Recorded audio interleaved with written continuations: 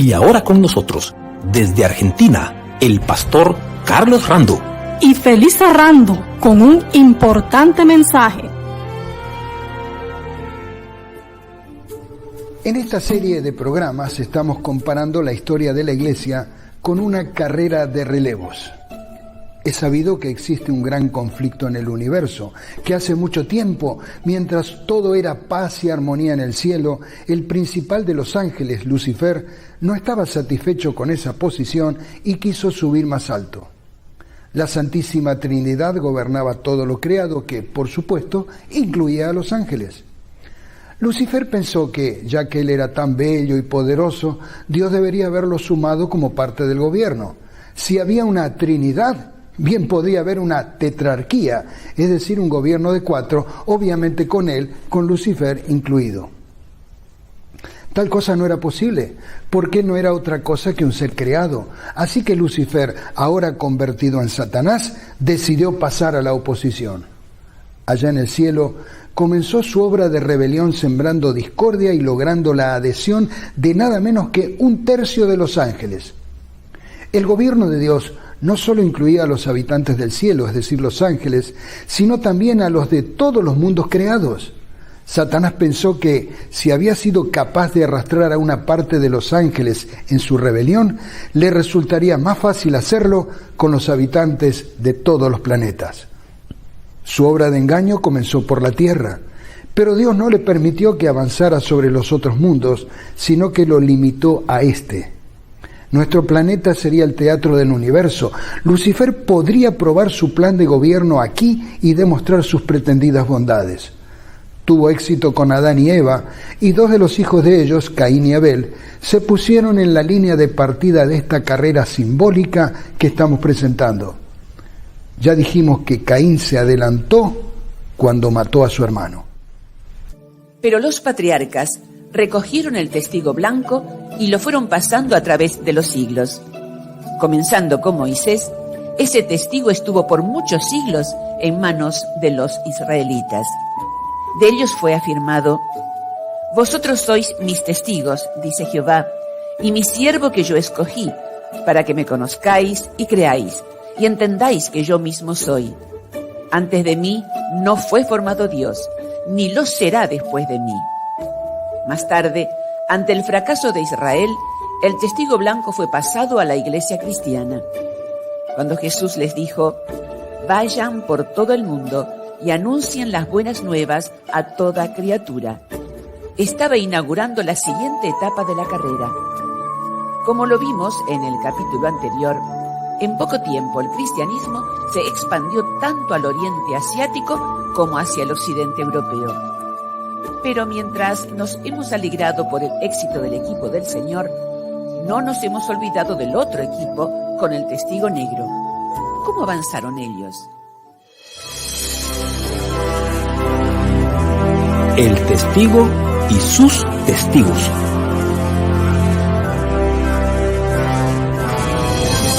La carrera de los siglos.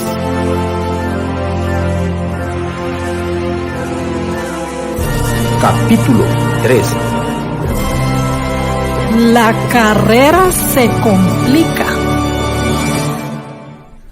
La profecía mesiánica había anunciado lo que ocurriría con Jesús. Se levantan testigos malvados. De lo que no sé me preguntan. Así que no resultó extraño que cuando Jesús vino al mundo como el corredor principal de esta carrera, los principales sacerdotes y los ancianos y todo el concilio buscaban falso testimonio contra Jesús para entregarle a la muerte, y no lo hallaron, aunque muchos testigos falsos se presentaban. Pero al fin vinieron 2 testigos falsos. Cuando los testigos falsos terminaron de hablar, entonces el sumo sacerdote, rasgando su vestidura, dijo: «¿Qué más necesidad tenemos de testigos?». Así que Jesús fue llevado a la muerte. Aunque él murió como Salvador, en cierto modo fue un mártir. La palabra mártir proviene del griego martureo, que significa testigo. Los discípulos deberían recordarlo, porque Jesús les había anunciado: «Os envío como ovejas en medio de lobos. Seréis odiados por todos por mi nombre, Pero mirad por vosotros mismos, porque os entregarán a los concilios y en las sinagogas os azotarán y delante de gobernadores y de reyes os llevarán por causa de mí para testimonio a ellos. Viene la hora cuando el que os mate pensará que rinde servicio a Dios. En el mundo tendréis aflicción, pero tened buen ánimo, yo he vencido al mundo. Así como Caín se adelantó en la carrera matando a su hermano Abel, los discípulos también habrían de experimentar el mismo trato. Además de los apóstoles, hubo otros mártires, testigos verdaderos, cuyas armas eran la ley de Dios y la verdad. En cambio, los otros, los testigos del equipo negro, usaban como armas no solo la violencia, sino también la mentira. Así padeció Esteban, uno de los primeros diáconos de la iglesia. Contra él pusieron testigos falsos que decían: este hombre no cesa de hablar palabras blasfemas contra este lugar santo y contra la ley. Y echándole fuera de la ciudad, le apedrearon. Y los testigos pusieron sus ropas a los pies de un joven que se llamaba Saulo.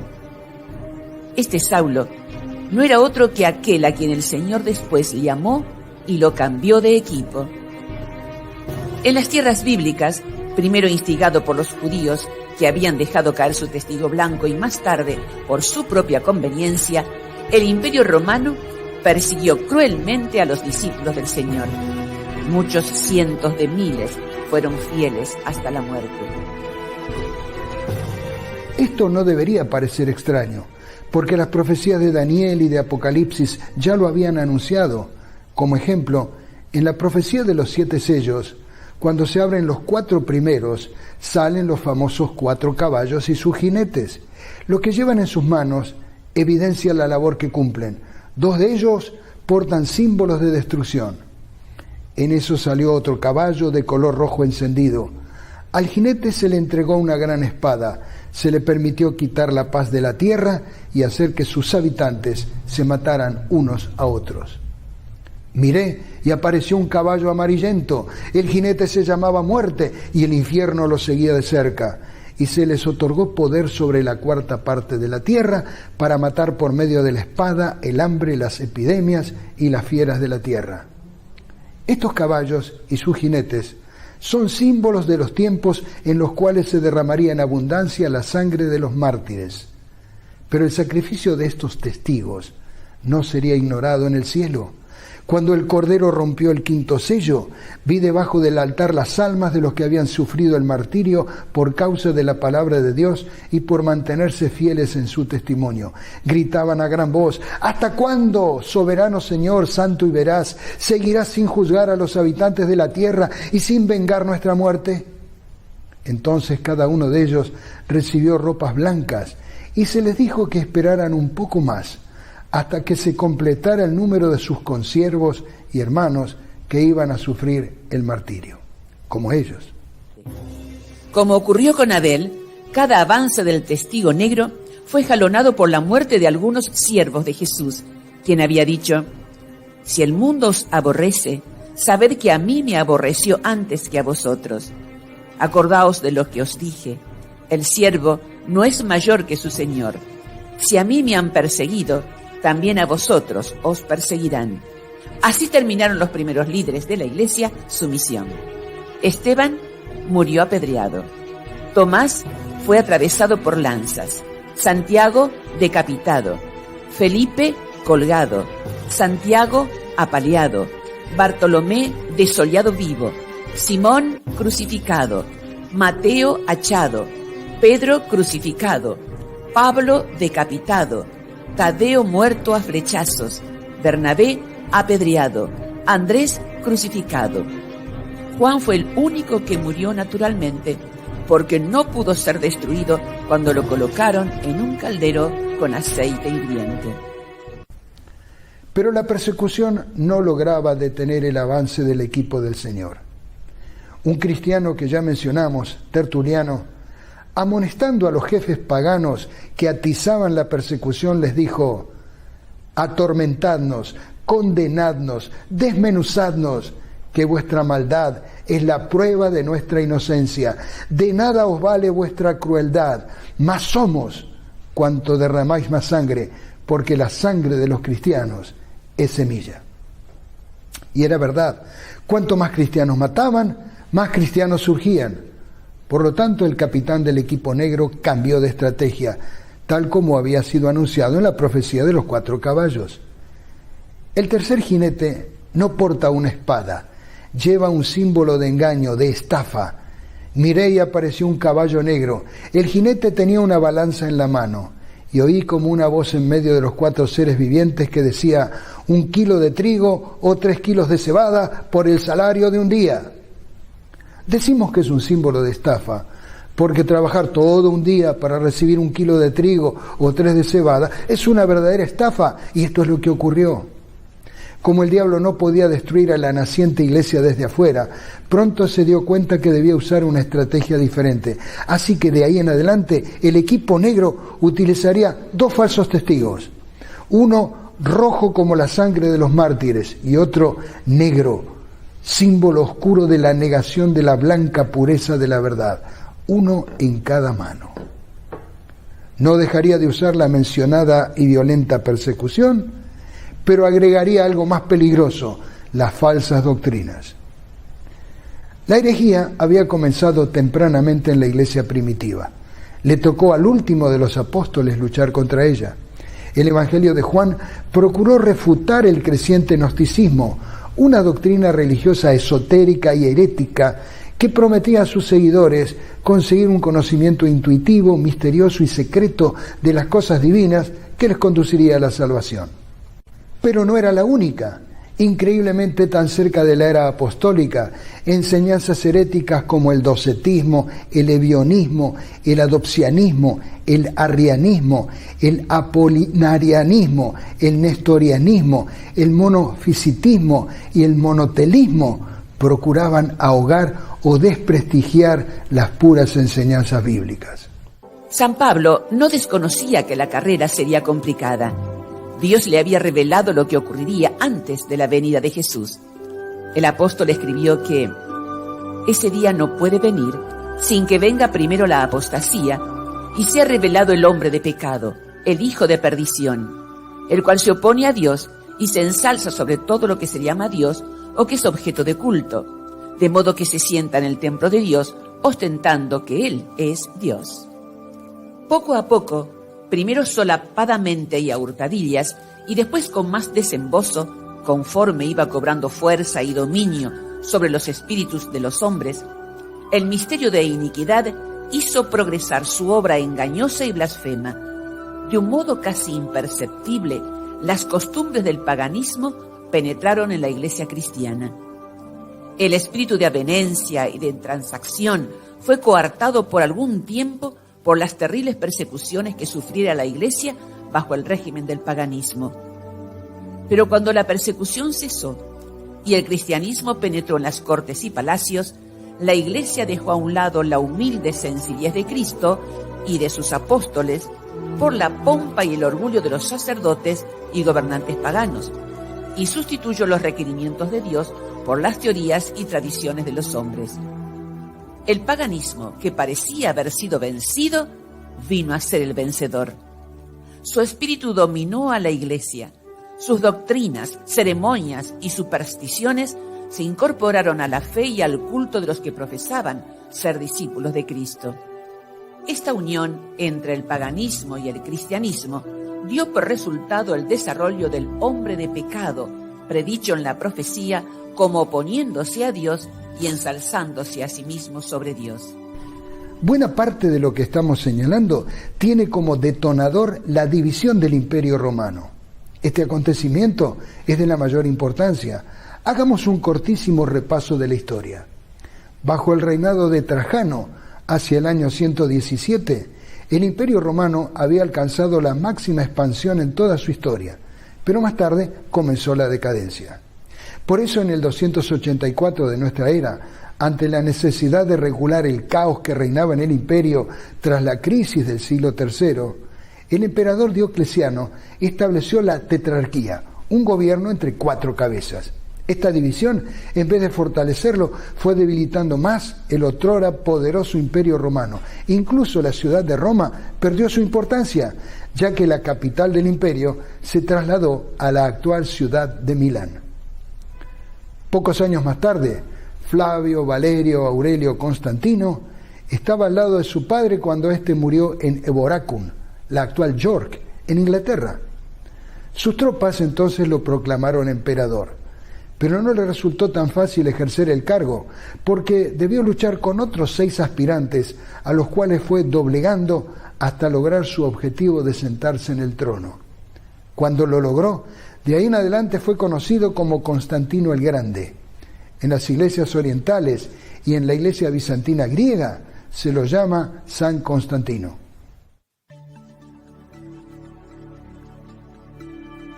Constantino ganó tal honor por ser el primer emperador romano que autorizó el culto cristiano, aunque él mismo no lo era, ya que se dice que solo al final de su vida se bautizó para morir como un cristiano.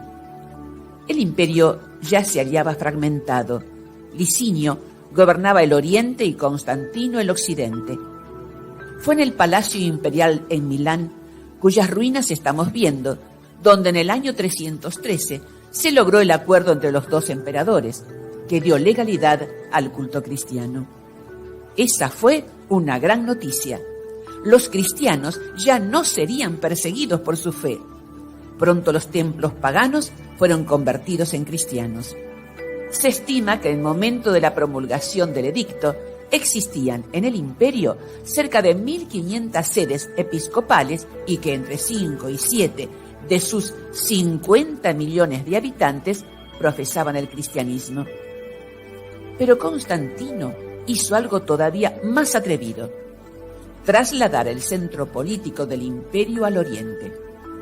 Para eso, en el 330, reconstruyó Bizancio, una pequeña ciudad fundada por los griegos, y la llamó Constantinópolis, es decir, la ciudad de Constantino. Para estas obras utilizó a más de 40.000 trabajadores, en su mayoría esclavos godos. Para dar a Constantinopla la dignidad de una capital del imperio, se usaron multitud de mosaicos, columnas, obeliscos y esculturas traídos, entre otros, de Alejandría, Éfeso y Atenas. La ciudad fue construida imitando a Roma. Era la Nova Roma, la ciudad más grande del mundo, con foro, Capitolio y Senado, y el territorio se consideró suelo itálico, libre de impuestos. En la encrucijada del mundo, en el punto donde se unen Europa y Asia, la ciudad bizantina fue baluarte de la cristiandad y heredera del mundo griego y romano. A lo largo de toda la Edad Media, Constantinopla fue la mayor y más rica ciudad de Europa, conocida como la reina de las ciudades. Como ejemplo de su grandeza estaba el hipódromo, que podía albergar más de 50.000 personas. Hoy en día, el hipódromo solo es una plaza del centro de Estambul, la antigua Constantinopla, donde se conservan los 2 obeliscos que se encontraban en el eje de la pista, uno de ellos perteneciente al faraón egipcio Tutmosis III. Después de vencer a Magencio, Constantino impuso su dominio sobre la totalidad del Imperio Romano. Pero la libertad que dio a los cristianos no era ciertamente sin costo, porque ya antes el emperador había dado muestras de su injerencia en los asuntos de la Iglesia al dictar ciertas leyes que regulaban el día de reposo, de las cuales hablaremos más adelante. Percibiendo las numerosas discusiones del cristianismo, y aunque todavía era apenas un simpatizante no bautizado, en el año 325 Constantino convocó un concilio de obispos en la ciudad de Nicea, no muy lejos de la capital, donde se encontraba el Palacio Imperial de Verano. A este concilio asistieron unos 300 obispos. La absoluta mayoría procedían del Oriente, lo que evidencia la fortaleza que la Iglesia tenía en ese sector del mundo. Es verdaderamente significativo que este primer concilio de Nicea, donde se tomaron importantes resoluciones, no fue presidido por un religioso, sino por un emperador todavía no bautizado. Este ícono recuerda esa presidencia de Constantino. Luego de serios conflictos que los sucesores de Constantino tuvieron que enfrentar, en el año 378 subió al trono el hispano Teodosio, llamado el Grande. Obligado a defender las fronteras con muy escasas tropas, el emperador se vio en la necesidad de reclutar soldados extranjeros, así que firmó un tratado con los godos, a los que ofreció la posibilidad de asentarse en territorio romano a cambio de que sirvieran en las legiones.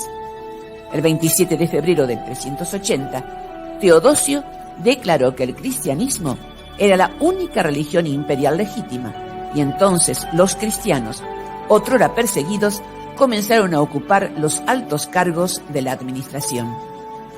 Pero los problemas políticos y económicos del imperio continuaban. Por lo tanto, buscando una solución desesperada a los problemas del imperio, en el año 395, Teodosio decidió repartirlo entre sus dos hijos. El imperio de Occidente quedó a cargo de Honorio y el de Oriente en las manos de Arcadio, con su capital en Constantinopla. En 402, cuando el emperador Honorio trasladó a ella la corte imperial, la ciudad de Ravenna llegó a ser la capital del Imperio Romano de Occidente. Las tribus bárbaras fueron sistemáticamente golpeando sobre el Imperio de Occidente y fragmentándolo en secciones que luego darían lugar a los países de Europa actual. Esos territorios coinciden con la profecía del capítulo 2 del libro de Daniel. Los alamanes en la actual Alemania, los francos en Francia, los burgundios en Suiza, los suevos en Portugal, los vándalos en África, los visigodos en España, los sajones en Bretaña, los ostrogodos en Italia, los lombardos en Italia y los érulos en Italia. Flavio Rómulo Augustulo, es decir, el pequeño Augusto, que había nacido el año 465 en Ravenna, fue el último emperador romano de Occidente. Cuando se rindió a los invasores, tenía apenas 15 años. Ese año, el 476, marcó el fin de la era antigua. Comenzaba la Edad Media. Cuando se hizo la división del imperio, se afirmó que el mismo tendría dos capitales, Roma y Constantinopla, pero en realidad nunca fue así. La caída de Roma dejó al occidente con el trono vacante, con un tremendo vacío de autoridad.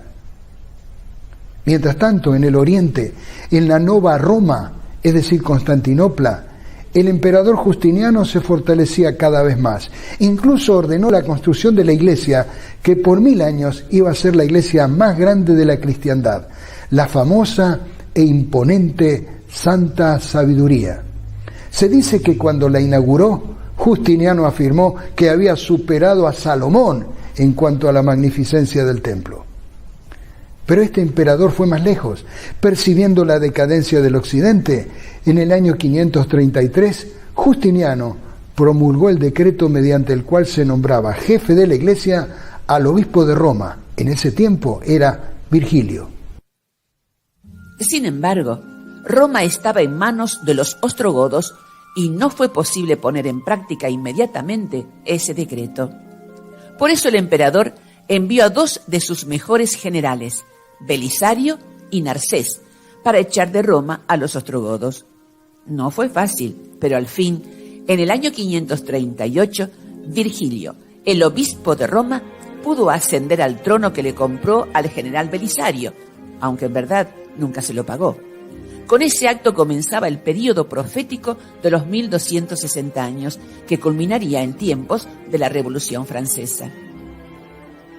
La Edad Media fue una triste época de gran oscurantismo. La Iglesia romana dominaba el mundo occidental y en ese tiempo poco progresaron las ciencias y la investigación. Más bien, el totalitarismo y la superstición estaban rigiendo las vidas de los que vivieron esos 1000 años de estancamiento. Y tampoco faltó la corrupción. Como muestra, en el siglo VIII apareció un documento espurio conocido como la Donación de Constantino. El papel es un decreto imperial apócrifo atribuido a Constantino. En el mismo se reconocía como soberano al Papa Silvestre I y se le donaba la ciudad de Roma, las provincias de Italia y todo el resto del Imperio Romano de Occidente. Hoy se sabe que era un documento absolutamente falso. Los romanos y otros pueblos antiguos tenían dioses para cada circunstancia. Con el tiempo, esos dioses serían reemplazados por santos y santas elevados a los altares. No solo los falsos dioses se adaptaron, también las doctrinas de la iglesia cristiana primitiva fueron sufriendo transformaciones. Los testigos blancos fueron pintados de negro. Pero aunque la noche estaba cayendo sobre Europa, hubo valientes que mantuvieron la luz encendida. Los cátaros, los albigenses y sobre todo los valdenses fueron los valientes que todavía sostenían el blanco testigo de la verdad. Pero el equipo negro y su jefe no podían estar tranquilos ni permitir que la verdad siguiera su carrera, así que con el triste antecedente de Caín, tomó el más horrible de los testigos negros, la persecución religiosa. Aquí hay un par de testimonios. Gran número de personas fueron sacadas de sus casas, con sus esposas e hijos completamente desnudos, muchos de ellos inhumanamente destrozados. Los niños pequeños fueron arrancados de los brazos de sus madres, agarrados por sus diminutos pies y sus cabezas golpeadas contra las piedras, o fueron agarrados entre dos soldados y sus miembros arrancados a la fuerza. Sus cuerpos destrozados se tiraron a las alturas de los campos para ser devorados por bestias. Pero faltaba algo todavía más dramático: la diabólica maquinaria de la Inquisición. A través de ella, millones supieron lo que significaba ser un verdadero testigo de Cristo. Así lo relató Ellen White. La Iglesia Católica Romana, al unir las formas del paganismo con las del cristianismo y al presentar el carácter de Dios bajo falsos colores, como lo presentaba el paganismo, recurrió a prácticas no menos crueles, horrorosas y repugnantes. En tiempo de la supremacía romana, había instrumentos de tortura para obligar a los hombres a aceptar sus doctrinas. Existía la hoguera para los que no querían hacer concesiones a sus exigencias. Hubo horribles matanzas de tal magnitud que nunca será conocida hasta que sea manifestada en el día del juicio. Dignatarios de la Iglesia, dirigidos por su maestro Satanás, se afanaban por idear nuevos refinamientos de tortura que hicieran padecer lo indecible sin poner término a la vida de la víctima. En muchos casos, el proceso infernal se repetía hasta los límites extremos de la resistencia humana, de manera que la naturaleza quedaba rendida y la víctima suspiraba por la muerte como por dulce alivio. Hacia el oriente, el equipo negro también haría sentir su influencia. Los conversos del Pentecostés habían regresado a sus lugares de origen para enfrentar una sociedad corrupta. La religión del Estado, el zoroastrismo, propiciaba no solo la poligamia, sino también el incesto. Los padres tomaban a sus hijas y los hijos tomaban a sus madres. La llegada del cristianismo terminaba con esas aberraciones, lo que motivó la ira del Estado local. En una de esas persecuciones se obligó a los cristianos a pagar impuestos dobles. Cuando esto fracasó, el emperador ordenó que los ministros de Dios fueran pasados por la espada.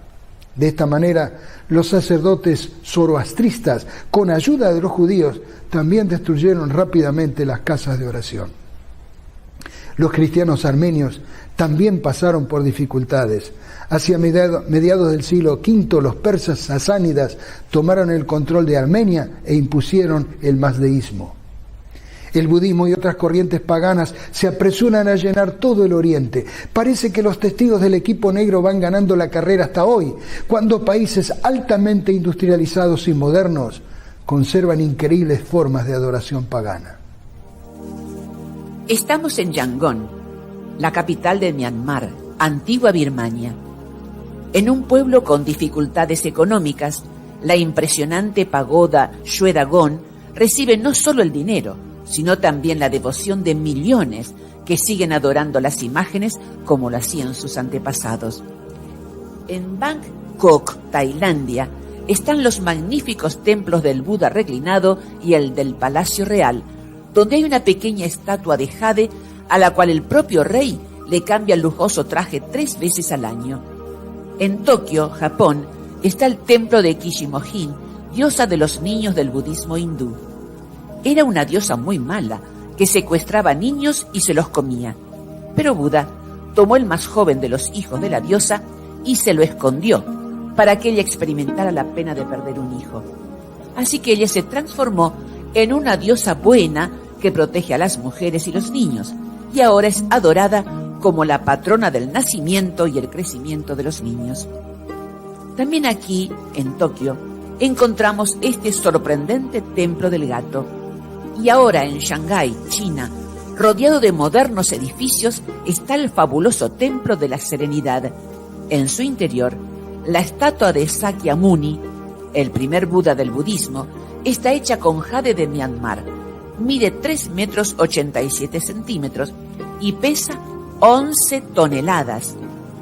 Esta otra estatua de Buda mide casi 9 metros y está confeccionada con 15 toneladas de plata.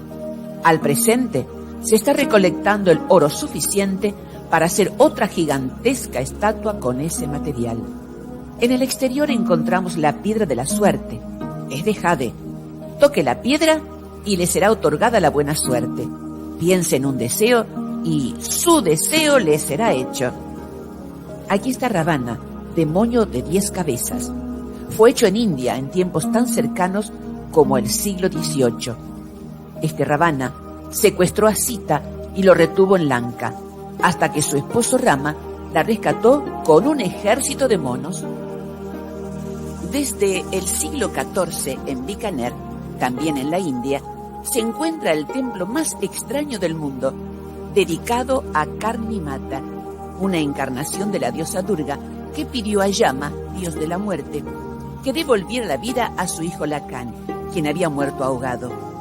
Al ver negada su petición, Karni Mata decretó que todos los miembros de su familia se reencarnarían en ratas, animales que hoy pueden contarse por centenares en este templo donde se les cuida y venera. Se dice que los fieles hasta besan el suelo, lleno de orines y excrementos. Pero faltaba todavía algo más preocupante, lo que en la profecía del Apocalipsis aparece como una invasión de langostas, el surgimiento del Islam. Mahoma, el alabado, el profeta del Islam y fundador del maometismo, nació en la Meca el 20 de agosto de 570. En esa ciudad estaba la sagrada Kaaba, una piedra negra que era visitada en peregrinación anual por los árabes paganos con ofrendas y tributos. El padre de Mahoma murió al poco tiempo de nacer su hijo. A la edad de 6 años falleció también su madre y desde entonces su tío Abu Talib se hizo cargo de él. Sus primeros años los pasó como pastor y acompañante de caravanas y cuando contaba 25 se casó con una viuda rica, Khadija, 20 años mayor que él. Tuvieron 6 hijos, todos los cuales murieron muy jóvenes, excepto Fátima, su amada hija. Era un hombre de carácter retraído, adicto a la oración y al ayuno, y que sufría de ataques epilépticos. En sus viajes comerciales a Siria y Palestina, trabó conocimiento con judíos y cristianos, adquiriendo un conocimiento imperfecto de sus religiones y tradiciones. Cuando contaba con 40 años, aseguró haber recibido una llamada del ángel Gabriel y comenzó así su carrera activa como el profeta de Alá y el apóstol de Arabia. Sus conversos fueron alrededor de 40 personas, incluyendo a su mujer, su hija, su suegro, su hijo adoptivo y su esclavo. Debido a su predicación y a sus ataques al paganismo, Mahoma atrajo sobre sí una persecución que le hizo huir de la Meca a Medina en el año 622, señalado desde entonces como el año de comienzo de la era maometana. En Medina fue reconocido como el profeta de Alá y sus seguidores aumentaron. Luego conquistó muchas tribus árabes, judías y cristianas. Entró triunfal en la Meca en el 630, destruyó los ídolos de la Kaaba, se convirtió en el dominador de Arabia y unió finalmente a todas las tribus bajo un emblema y una religión. En 632 realizó su última peregrinación a la Meca a la cabeza de 40.000 seguidores y poco después de su regreso murió de una violenta fiebre a los 63 años de edad en el 11º año de la era musulmana y año 633 de la era cristiana. Con una buena parte de exageración, la vida de Mahoma y sus acciones lo muestran como un hombre de valor intrépido, gran estratega, elevado patriotismo, compasivo por naturaleza y pronto al perdón.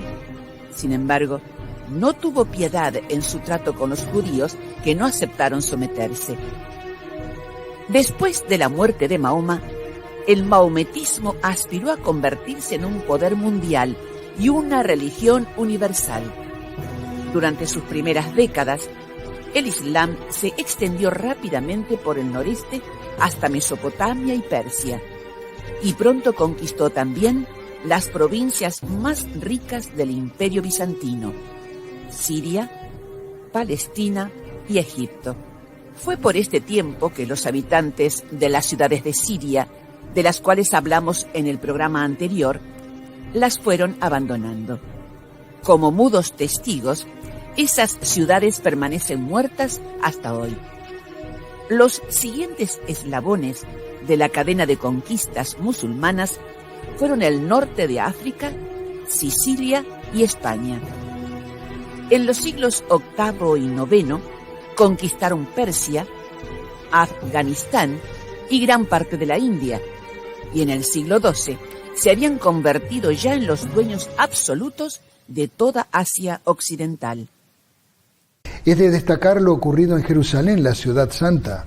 Después que los romanos con las tropas del general Tito la destruyeran en el año 70, la ciudad y sus alrededores entraron en un estado de abandono. Sin embargo, Jerusalén comenzó a ser nuevamente un centro de interés con la aceptación del cristianismo durante la época del emperador Constantino. Bajo el impulso de la emperatriz Santa Elena, se construyeron iglesias en los lugares santos y comenzó a ser un lugar de peregrinación de los cristianos. En el año 638, Jerusalén estaba gobernada por los cristianos bizantinos. Las tropas árabes llegaron a sus puertas y la asediaron durante 4 largos meses. El gobernador de Jerusalén, Sofronio, se rindió ante el conquistador Omar. Más tarde, las cruzadas pretendieron recuperar los lugares santos, pero su éxito fue relativo y efímero. Los musulmanes árabes, a su vez, fueron conquistados por mongoles y turcos en el siglo XIII, pero los conquistadores fueron conquistados, porque adoptaron la religión de Mahoma. Pronto los conquistadores turcos le arrebataron al Imperio Bizantino todo el Asia Menor, estableciendo su capital en Nicea, ciudad que se encontraba a solo 100 kilómetros de Constantinopla. El temor del emperador bizantino, Alejo I, fue tan grande que tuvo que solicitar ayuda al Papa Urbano II sin mucho resultado. Constantinopla resistía como una isla en un mar embravecido. El último baluarte cristiano no podría sostenerse por mucho tiempo más. Los califas, que desde hacía siglos ya habían dominado el territorio de Asia, que hoy es conocido como Turquía, miraban a la gran ciudad de Constantinopla como un apetecible postre, agradable para comer. El 29 de mayo de 1453 cayó la ciudad. Este museo en Estambul presenta con todo el dramatismo que un diorama puede mostrar lo que significó la caída. El museo fue llamado Panorama 1453, el año absolutamente trascendental porque esa noche marca el fin de la Edad Media, el fin del último vestigio del Imperio Romano de Oriente y, sin ninguna duda, a partir de allí el mundo ya no sería el mismo. Varios años más tarde se levantó otra amenaza. Hay un lugar donde está entronizado su gran sacerdote. El templo es este museo en Londres. Aquí está el busto de Charles Darwin, a quien podríamos calificar como el sumo sacerdote de otra religión llamada evolucionismo, que niega la existencia de Dios. Y decimos religión porque como la evolución sigue siendo una teoría que no es posible demostrar, hay que aceptarla por la fe. Y si es por la fe, ya no es ciencia, sino religión. Una religión que hoy llena el mundo no solo con la incredulidad, sino también con sus formas de vida absolutamente existencial, donde lo que importa es el individuo y no la sociedad. Lo que importa es estar bien yo y los demás es asunto que deben solucionar ellos. Muchos millones de cristianos tienen en esta época una extraña posición doctrinal. Alegan que ya no es necesario obedecer la ley porque la misma fue clavada en la cruz. Naturalmente, la negación de la ley de Dios, que es la base de cualquier sociedad, hace que la mayoría de la gente